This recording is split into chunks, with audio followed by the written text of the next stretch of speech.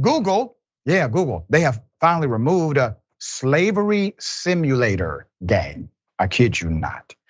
Put it up full mass. This was already a very highly controversial game called Slavery Simulator from its app store after it caused outrage in Brazil, the app which allowed players to buy and sell Black characters. It was launched by Magnus Games on the 20th of April. In a description of the game, the developer boasted that users could exchange, buy, and sell slaves.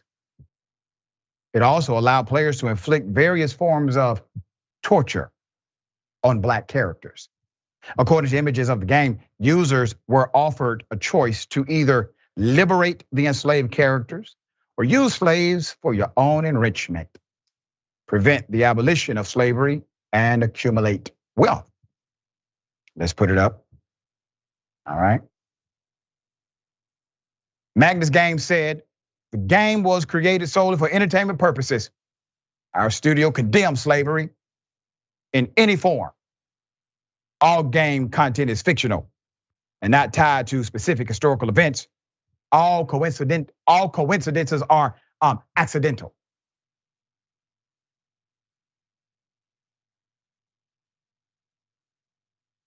You must think I'm boo-boo the fool. So all of the, let's just say, connections between how slavery actually worked in America and elsewhere and how your game simulator is programmed. Well, that's just by accident. Okay, there's more. At the time of its removal, the game had a rating of 4 out of 5 stars, with one review reading, great game to pass the time, but I think it lacked more torture options.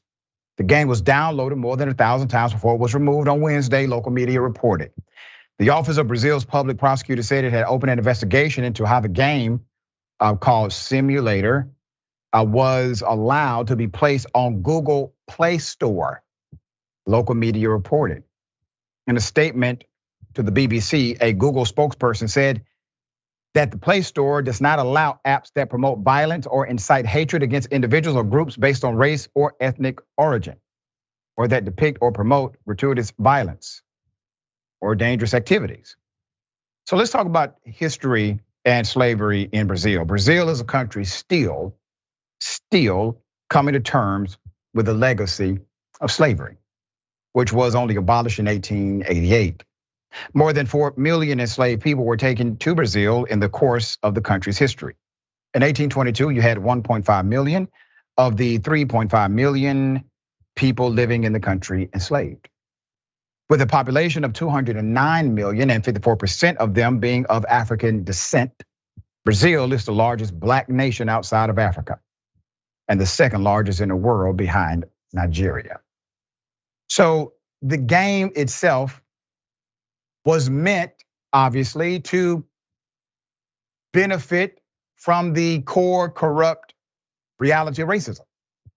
And when called out about it, all of a sudden, the programming dynamic was all accidental, not meant to actually connect back to historical events that have taken place on this planet. But let me also say this about Google. Naturally, their conversation is ridiculous. I'm talking about the maker of the game. But let's talk about Google, who failed to give an actual response to the question, but instead cited a policy that obviously didn't work or they felt it did not apply initially. How did this happen? The prosecutors in Brazil want to know. You know why the prosecutors want to know in Brazil? They actually have laws against racism.